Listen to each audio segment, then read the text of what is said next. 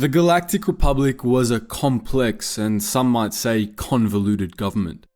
25,000 years of development and the pressures of running a whole galaxy resulted in a system full of complicated hierarchies and divisions of power. Things got even more complicated with the institution of the Grand Army of the Republic at the start of the Clone Wars, which added a complex standing military to the Republic command structure.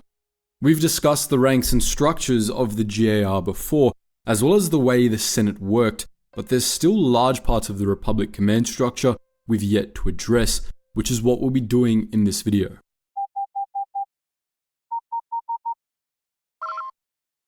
Attention, Sergeant on deck! The Republic began as a loose alliance built around mutual defense and trade agreements, but by the time of the Clone Wars, it had evolved into a much more robust federal system. The last iteration of this system came about through the Ruusan Reformations of 1000 BBY, which, among other things, redefined the boundaries of sectors and decentralized the Republic military. This government was based on the Galactic Constitution, a document originally formulated by representatives of the core founders, the core world planets that had founded the Republic. The Constitution laid out the basic plan of the government, placed restrictions on government officials, and guaranteed a number of basic rights for Republic citizens. During the Clone Wars, however, it was undermined at every turn by amendment after amendment, which slowly transformed the Republic into an empire. Before the Separatist crisis ripped the galaxy in two, the Republic controlled most of the known galaxy, though it tended to focus on the core, and its authority in many parts of the Outer Rim was virtually non-existent. The Republic divided the galaxy into 1,024 sectors, each of which were in turn divided into smaller subsectors and constituent star systems. Between these sectors, the Republic contained 1.3 million planets by the height of the Clone Wars, and possibly as many as 3 million planets at its largest extent. Individual civilizations within sectors, which could range from controlling parts of a single planet to small collections of star systems, all had their own governments, which could take about just any shape, from representative democracies to dictatorships to hive minds.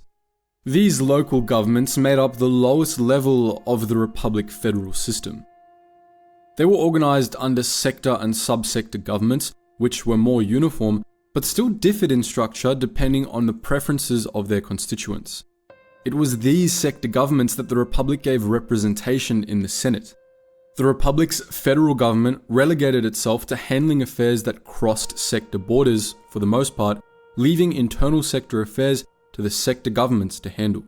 We're going to stick to talking about the Republic federal government and its military forces today, because if we went over every single sector government, we'd be here all month. On the federal level, the Republic was divided into several branches. There was a judicial branch, consisting of sector-level regional courts and a Coruscant-based Supreme Court, as well as a legislative branch in the form of the Galactic Senate. Executive power was originally shared between the Senate and General Ministry, which was the Republic's federal bureaucracy, but by the time of the Clone Wars, it had become concentrated in the office of the Supreme Chancellor, which was originally just part of the Senate. The General Ministry did most of the actual work in making the Republic run, but for the most part, it was the Senate and the courts that made the decisions.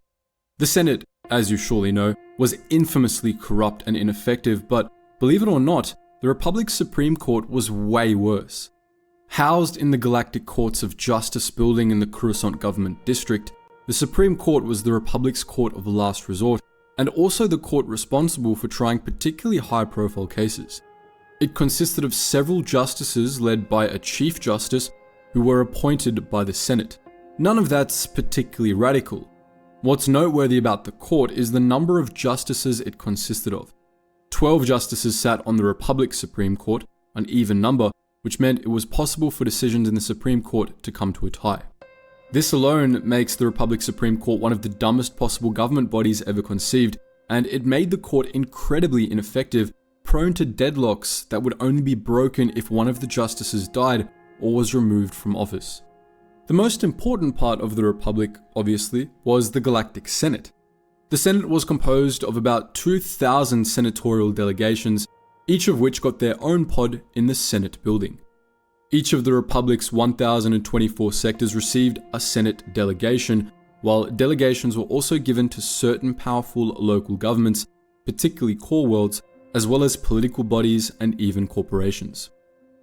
The average sector delegation represented dozens of Republic member systems and hundreds of smaller colonies, and the members of these delegations were appointed in different ways, depending on how the governments of their constituent sectors worked.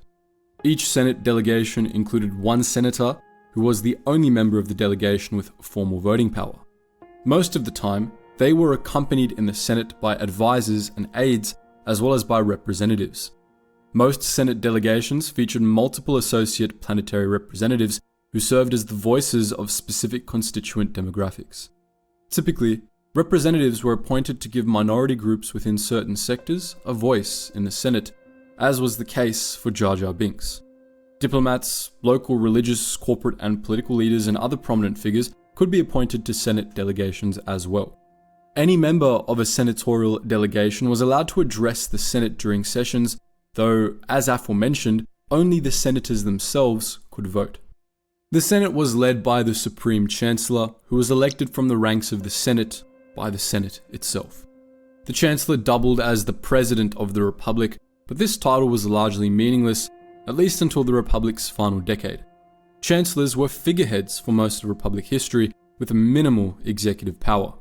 Their primary role was to preside over Senate sessions, guiding discussions, and serving as first among equals, and to act as the Senate's chief diplomat. The Supreme Chancellor originally wasn't even the Commander-in-Chief of the Republic military. That job fell to the Minister of Defense, until the position was abolished under the Ruusan Reformations. All of this only changed with the rise of Supreme Chancellor Palpatine, under whom the Chancellorship became a proper executive branch with a number of subordinate departments and ministries. The Vice Chair of the Senate, a position filled by Mas Amedda during the Clone Wars, served both as the Vice Chancellor and the Speaker of the Senate.